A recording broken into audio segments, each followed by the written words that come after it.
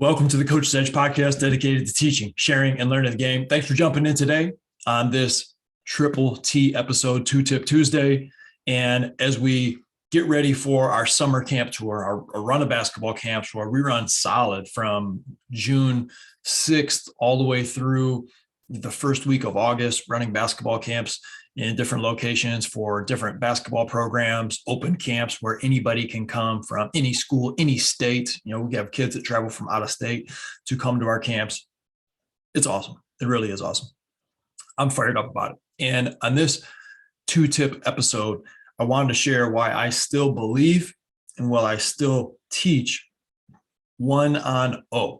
And I know a lot of people do this. I know a lot of basketball development and training, those people do it, but there's also the whole other side of it from the coaching side where it's becoming more and more common not to teach anything 1-on-0. And so I just want to explain a little bit of my stance on that, of why I still believe in 1-on-0, and then talk in part 2 of this episode on triggers, timing, and how we can we should emphasize that more as we get into a summer basketball gameplay, especially. So 2 different topics in this specific episode. But why do I still truly believe in 1-on-0? And I'm going to give you 3 good reasons why.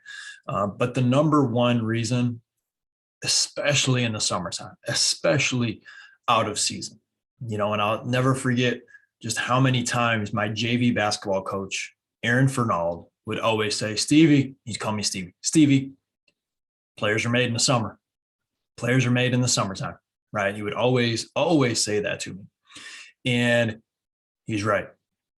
He's right with the point that if you really want to be good at anything, you have to put in time when other people are not putting in time. You have to put in time when there is no one else around to even put time in with. And that means doing things 1-on-0. Again, I've said it before in different episodes.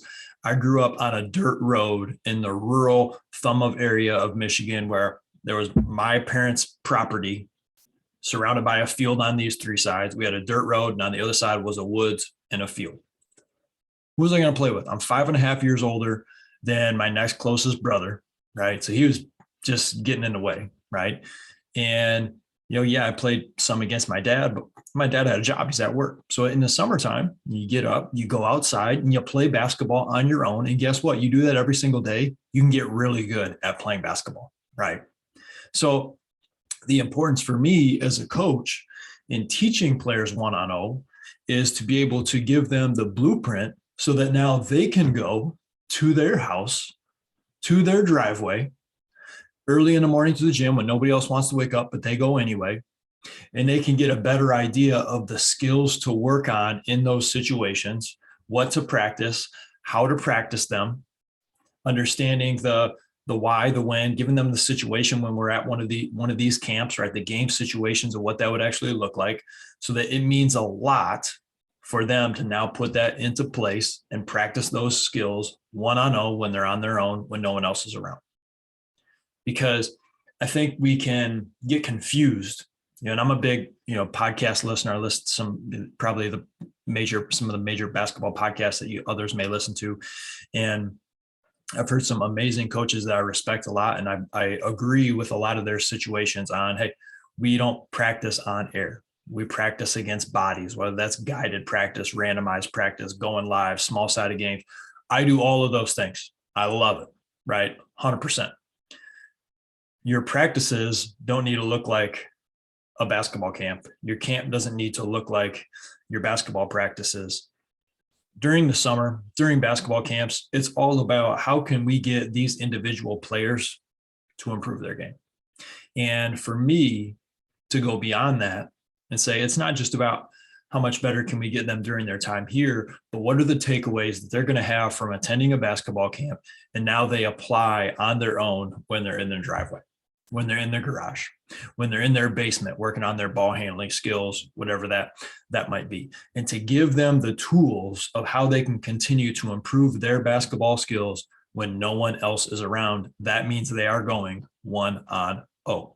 And you can get better at the game going 1-on-0. If the only time you worked on your game is when other people are around, how are you going to elevate yourself beyond what those people are doing, right? It's just like anything else in life. The only time you're working out is when everybody else is working out. How are you going to separate yourself from the competition? Whether that competition is your actual competition, whether the competition is your teammates, you're trying to earn more playing time, you have to be willing to put in the work on your own, in the driveway, baby, in the driveway. So that's one of the big things that we try to teach with Kramer basketball camps, is to give athletes a better idea and a better blueprint for some of the things that they can work on when no one else is around to continue to improve their game. A lot of that is footwork, a lot of that is finishing, a lot of that is ball handling, shooting, but focusing on the minute, small details of the game that will apply, give them some of those micro advantages in a game, and to be able to show that in a way, say that you don't need anybody else around, you can still get better. What a beautiful thing that is. That's why basketball is one of my favorite sports, is because it's the combination of team and individual. It's a team sport. We win as a team, we lose as a team, but at the same time, an individual player can have a dramatic impact on the outcome of that game. And one of the ways that you can have a dramatic impact on the game is, one, because you are putting in the work on your own. I'll give you an example. Kid named Mason Brandt. He's got a full ride scholarship to the University of Findlay next year. Phenomenal player out of Northwest Ohio. He puts in so much time on his own, working on his shot, working on his handle, working on his finishing. Guess what? It's paid off, right? He was an elite high school player. He's going to have a successful college basketball career. He's got his college paid for. He would not be that player if he wasn't willing to get in the gym, shoot hoops in his driveway when no one else is around, right? You make yourself into a successful player. He's done it, but you have to be willing to go one-on-0. Now, one of the other reasons that I think one-on-0 is really effective is when you're trying to break down something brand new for a player, right? Especially for a young athlete who doesn't know, right? Think of even a first grader, a third grader, someone who doesn't know what a good hand position on the basketball is, or what a stance looks like, or how to dribble the basketball yet, right? You throw a defender in there, they're going to block their shot every time. They're going to steal the basketball every time, because at a young age, it's easier to play defense than it is to play offense, right? Because offense is so much more skill. So to be able to take that defender out and teach a player how to make a layup, shoot it off the backboard, how to dribble the basketball up and down without somebody stealing it from you every single time, allows us to be able to teach how you can do a specific skill or perform a specific skill, right? And we can get a lot of growth and improvement in there. And then, we start to add in the defensive players. It's just like at our basketball camps, just because we're teaching them one-on-0 drills and we're going one-on-0, are we not doing guided practice? Yes, we're doing that. Are we going live one-on-one? Yes. Are we going small-sided games? Yes. Are we going 3-on-3? Absolutely. We're doing all of it, right? We're doing all of it. But I think that there's extreme value in being able to use layers, use progressions, being able to build up in different situations. And sometimes that also means being able to break down. I mean, there's times where we'll run camp and we'll have kids in a game situation. We'll play, we'll look at it. Okay, hey, let's peel some things back. Let's take the defense out for a little bit, right? And let's just walk through what this specific move or what this drive and kick or this lift out of the corner might look like. All right, you see that? You feel that? You see how that would be beneficial in the game? Okay, let's go back, put it in a game situation. We'll try to get that done again. So there's huge benefits from going without defense or going against the air when you're trying to implement something that a lot of times is brand new for certain players. But it even has benefits for the advanced player. Say, why the advanced player? They're already really good, right? Should we just go live right away? Yeah, you can start to add the body and the guided practice and some of the random and the decision making skills to it faster. But even for the advanced player, I've noticed that the high level players really great at visualizing the game. And so you can give them something, a new move, a piece of footwork, for example, like an in and out move. We're working on this with a former college player. In and out move. And a lot of times when you make the in and out move, so if the ball's in my left hand and I make the in and out to the middle of my body, so to the right, and you jab at the same time with it to get that defender to freeze or to lean, and then you in and out back to the left and you drive, right? So we were working on making this in and out move, but then hesitating. So you make the in and out move, ball comes back to the left, and then jabbing to the right, right? So now there's misdirection. Ball went one way, came back out, body jabbed another way. And so now you really put the defensive player in a decision-making position, because are they going to follow the in and out back to the left, or are they going to fake and go with the body that just faked to the right? And we time these at different points, right? So a lot of misdirection with the body and the ball here. And so we broke down with him 1-on-0, right? We showed him the move, visualizing, breaking down the situation in the games. You're coming down in transition. Here it is. We're in and out.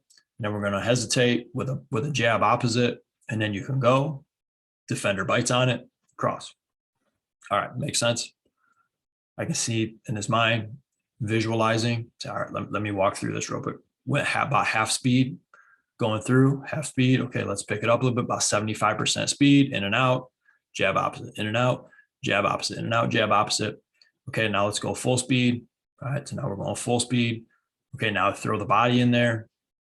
Okay, now let's make you, put you in a decision-making position.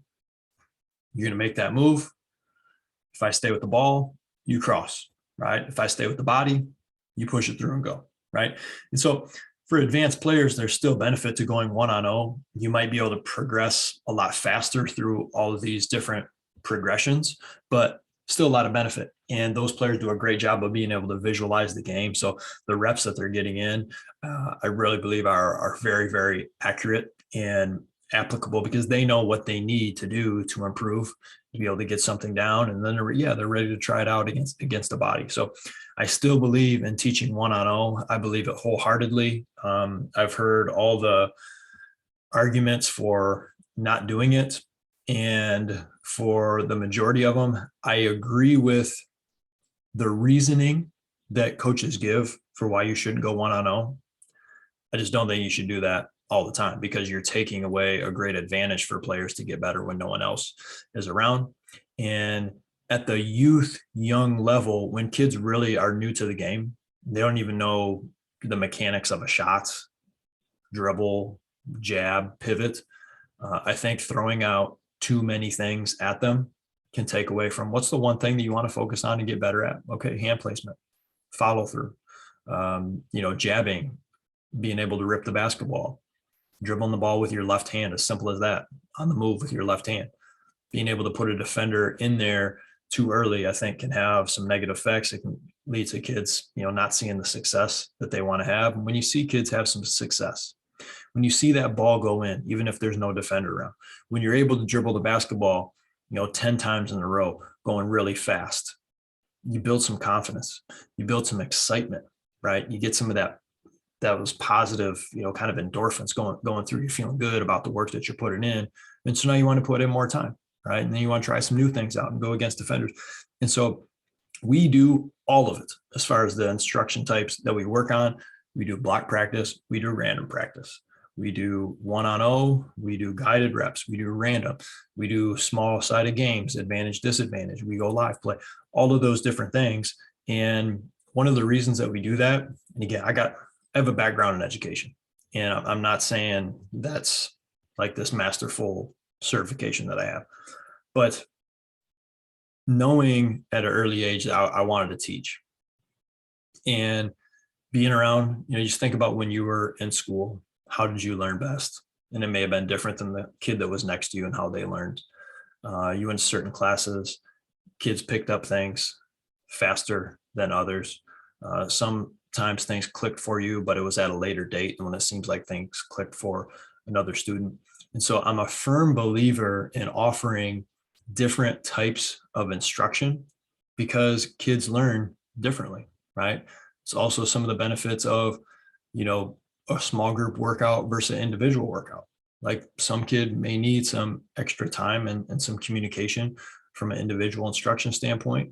But the majority of kids, they're probably going to learn a lot when you're not talking to them, but they're hearing the conversation you're having with somebody else, and they see somebody else go through and get a rep in. And then they watch them and they figure out, oh, what are they doing well? What are they struggling with? How does that apply to me?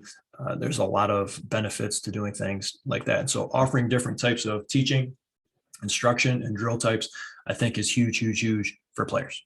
So that's one. All right. That's one on Tip Tuesday. All right. Number two is, and I'll make this one faster, teaching timing with your players during the month of June when you're playing in your game. So maybe you have like a basic motion or something. And I'm big on letting your players just play, letting them play, but being able to emphasize with your players as they're getting in some of their scrimmages and their gym time, being able to emphasize the importance of the action followed by the read, and making sure that those are timed well so that your offense can be successful, or your defense, you run a trap, rotations, whatever that might be.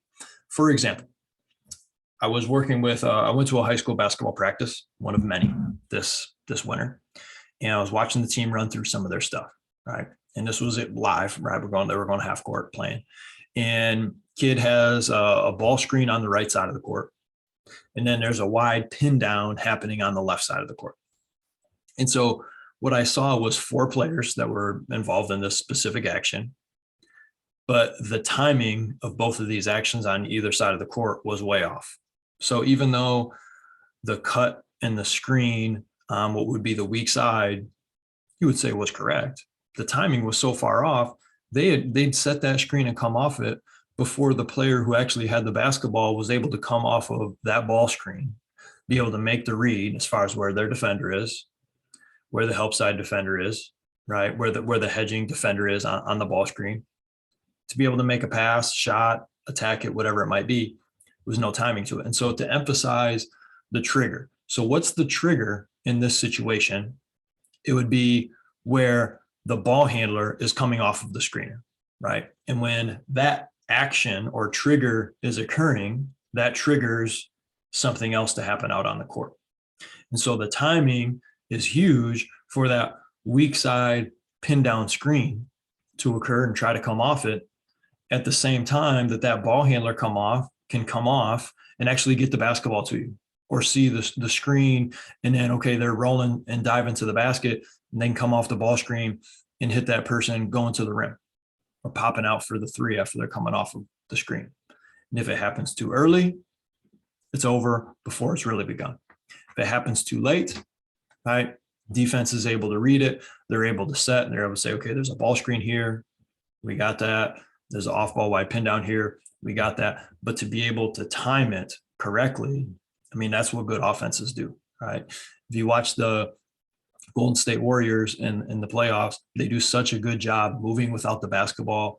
The timing is really, really good as far as the strong side and the weak side of when some of the triggers take place with the basketball, timed up with when is that off ball action going to take place, whether, it's players even switching spots on the weak side and the corner and the wing, whether there's a screening action and into a cut or a slip, popping back out to the 3, whatever that might be. We need to make sure that we do a better job of not just teaching our players what are the locations and the spots and the actions that we want to have, but to time it up with the trigger. Where's the basketball, right? If it's a DHO, when that DHO happens, boom, that should trigger the defense to have to pay attention to the ball, an action and a decision that are taking place. And that's when, boom, we also have an action going on the weak side, so that the defense is really in a tough spot. Offensive player coming off the handoff, you need to make a good decision on whether to drive it, whether to pull it, whether to kick it, who to get the basketball to, because they're able to read their defender, the screener's defender, that help side defender in rotation, and then make the play. And if you don't emphasize that, your kids may be working really, really hard and they're trying to do the right thing, but without the timing piece of it, we're really, really going to struggle. So make sure that you're emphasizing that as you get into your summer basketball and your decisions. That could make the world of difference in your offensive execution. So that's your Triple T for Tip Tuesday. Why I still believe in teaching 1-on-0 and making sure that your players are using the triggers, timing correctly to make your offense more successful. Thank you for listening. We appreciate you guys. If there's anything we can do for you, let me know. As always, get after today.